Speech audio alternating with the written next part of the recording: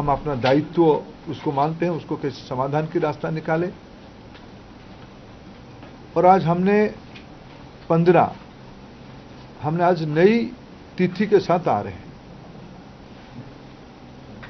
लगभग आज से 1 महीने से थोड़ा 1-2 दिन के बाद नई परीक्षा होगी। हमारी अप्रोच वही रहेगा, हम zero tolerance to malpractices. ये एक लंबी लड़ाई है परीक्षा माफियाओं के साथ, जो एंटी सोशल एलिमेंट अभी मित्रों टेक्नोलॉजी के समय में एक नई चुनौती बढ़ रहा है। विभिन्न प्रकार की सोशल मीडिया हैंडल से भ्रमात्मक तथ्यों को रखा जाता है, गुमराह करने की फिर कोशिश किया जाता है, फिर नीट की हम लोग एग्जामिनेशन तोड़ सकते हैं, इस प्रकार की व्यवस्था को खुली चुनौती दिया जा रहा है। ये सारे को ध्यान रखते सरकार ने तुरंत सीबीआई को काम सौंपी है।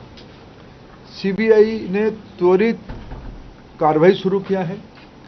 इस बार सीबीआई तह तक जाएगी, कहां वो कमांड चेन पे ब्रीच हुई है। राधाकृष्णन कमेटी को पूरा पालन करने के उपरांत भी कहां वो ब्रीच हुई है, उस ब्रीच को मेरा पूरा विश्वास है सीबीआई के ऊपर, और जो संबंधित एजेंसी उनके साथ काम करे, सरकार की पूरी माइटी, सरकार की पूरा नेतृत्व, सभी विभाग उसमें से गंभीरता से इसको लेते हुए, शीर्ष तो नेतृत्व उसके लेके खूब दायित्व लिया है, चिंता कर रहा है। हम इस बार माल प्रैक्टिस होने नहीं देंगे। जो भी दहशतगर्द घूम रहे हैं उनको मैं आपके माध्यम से विषय रखना चाहता हूं। आने वाले एग्जामिनेशन पे उससे निवृत्त रहे, नहीं तो उनको दंड भुगतना पड़ेगा। और मैं समाज को अपील करना चाहता हूं, विशेष करके सभी विद्यार्थियों का, कोई निर्भय होकर परीक्षा में, सरकार आप ही के साथ है, आप ही के हितों में मेरिटियस स्टूडेंट्स की, मेधावी छात्रों की पक्ष में निर्णय लिया गया है। मैं फिर कहूं, हम नहीं चाहते थे कोई माफिया की षड्यंत्र से कोई मनी बैग आपकी सीट को छीन ले, हम नहीं होना देना चाहते थे। इसीलिए हमने एक कठोर, हमको बहुत, एक अभिभावक के नाते, एक दायित्व में रहने वाले अधिकारियों के नाते और मैं मंत्री के नाते, हम सब उसमें से बहुत, जो घटना हो रही है उसमें से बहुत दुखी और चिंतित हैं। लेकिन हमें बड़े लक्ष्य को लेकर, देश के हितों में हमें कठोर निर्णय लेना पड़ा है। हमको छात्रों को भरोसा सर्वोपरि है।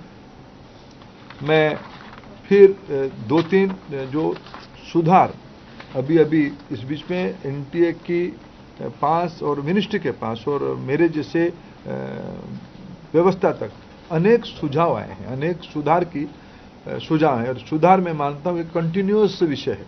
सुधार कोई अल्टीमेट नहीं होती है। सुधार जो हम ओपन माइंड में, एनटीए उस विषय में, अभी तो एनटीए बहुत योग्य व्यक्ति के हाथ में है, हमारे सचिव की बहुत अनुभव भी उस विषय में है।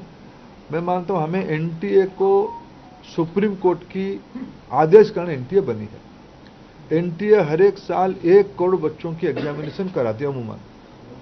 एनटीए और निर्भुल हो, एनटीए में जीरो एरर हो, जीरो यानी जीरो एरर हो, यह हमारी दायित्व है और भारत की व्यवस्था उसको करके रहेगी। इसलिए हम ओपन माइंड पे इस परीक्षा को भी जा रहे हैं। मैंने जैसे 2-3 पहला ही नोटिफिकेशन, जिस दिन परीक्षा कैंसिल हुई, परीक्षा कैंसिल के दिन एनटीए ने एक निर्णय तुरंत कहा था कि हम जो एग्जामिनेशन हो गई उस एग्जामिनेशन की फीस को हम स्टूडेंट को रिटर्न करेंगे। हम उसमें एनटीए वचनबद्ध है और जो आगे वाला परीक्षा होगा उसकी 0 फीस होगा। हम विद्यार्थियों के ऊपर कोई आर्थिक बोझ ना आए, हम उसकी दायित्व ले रहे हैं। हमने एक बहुत